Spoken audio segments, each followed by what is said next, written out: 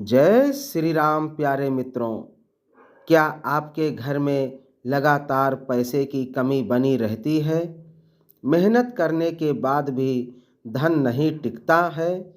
तो आज का यह पाठ आपके जीवन को बदल सकता है, क्योंकि आज हम सुनाने जा रहे हैं श्री रामचरितमानस की वो चमत्कारी चौपाइयाँ जिन्हें सुनने मात्र से दरिद्रता दूर होने लगती है और घर में सुख समृद्धि का आगमन होता है। बस इस वीडियो को अंत तक श्रद्धा से सुनिए और चमत्कार खुद महसूस कीजिए। जय श्री राम। वीडियो पसंद आए तो चैनल को सब्सक्राइब कर और बेल आइकन को दबाइए ताकि हमारी सभी वीडियो सबसे पहले आपको सुनने के लिए मिल सके। जय श्री राम।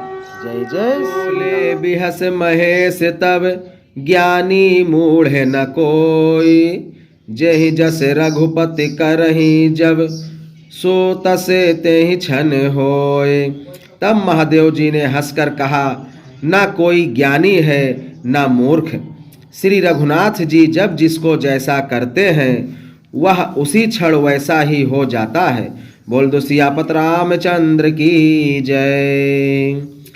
हो राम कहूँ राम गुण गाथे, भरे द्वाज सादर सुनहु। हो राम भव भंजन रघुनाथ, भजु तुलसी तज माने मदे। याज्ञवल्क्य जी कहते हैं, हे भरद्वाज, मैं श्री रामचंद्र जी के गुणों की कथा कहता हूँ, तुम आदर से सुनो। तुलसीदास जी कहते हैं, मान और मद को छोड़कर आवागमन का नाश करने वाले श्री रघुनाथ जी को भजो। बोल दो सियापत रामचंद्र की जय। हिमगिर गुहाए के अति पावन, बाह समीप सुरसरी सुहावन। आश्रम परम पुनीत सुहावा, देख देव ऋषि मन अति भावा। हिमालय पर्वत में एक बड़ी पवित्र गुफा थी। उसके समीप ही सुंदर गंगा जी बहती थी। वह परम पवित्र सुंदर आश्रम देखने पर नारद जी के मन को बहुत ही सुहावना लगा। बोल दो सियापत रामचंद्र की जय।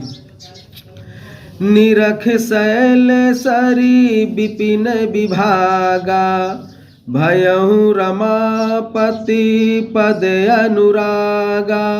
सुमिरत हरहि श्रापे गति बाधी, सहज विमल मन लागी समाधि। पर्वत, नदी और वन के सुंदर विभागों को देखकर नारद जी का लक्ष्मीकांत भगवान के चरणों में प्रेम हो गया। भगवान का स्मरण करते ही उन नारद मुनि के साप की जो साप उन्हें दक्ष प्रजापति ने दिया था और जिस कारण वह एक स्थान पर नहीं ठहर सकते थे, गति रुक गई और मन के स्वाभाविक ही निर्मल होने से उनकी समाधि लग गई। बोल दो सियापत रामचंद्र की जय। मुनि गति देखी सुरेश डराना, काम ही बोल कीन्हे सन्माना। सहित सहाय जाहु मम हेतु, चलहु हरस हिये जलचर केतु। नारद मुनि की यह तपोमयी स्थिति देखकर देवराज इंद्र डर गया। उसने कामदेव को बुलाकर उसका आदर सत्कार किया और कहा कि मेरे हित के लिए तुम अपने सहायकों सहित नारद की समाधि भंग करने को जाओ। यह सुनकर मीन ध्वज कामदेव मन में प्रसन्न होकर चला। बोल दो सियापत रामचंद्र की जय।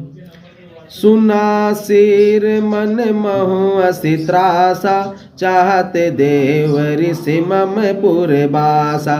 जे कामी लोलुप जग माही, कुटिल का के यूं सबहि डेराही। इंद्र के मन में यह डर हुआ कि देव ऋषि नारद मेरी पुरी अमरावती का निवास राज चाहते हैं। जगत में जो कामी और लोभी होते हैं वे कुटिल कौवे की तरह सबसे डरते हैं। बोल दो सियापत रामचंद्र की जय। सुख हाड़ लय भाग सठ स्वान निरख मृगराज, छीन ले जन जान जड़े तिम सुर पतहि न लाज। बोल दो सियापत रामचंद्र की जय। जैसे मूर्ख कुत्ता सिंह को देखकर सूखी हड्डी लेकर भागे और वह मूर्ख यह समझे कि कहीं उस हड्डी को सिंह छीन न ले, वैसे ही इंद्र को नारद जी मेरा राज छीन लेंगे ऐसा सोचते लाज नहीं आई। बोल दो सियापत रामचंद्र की जय।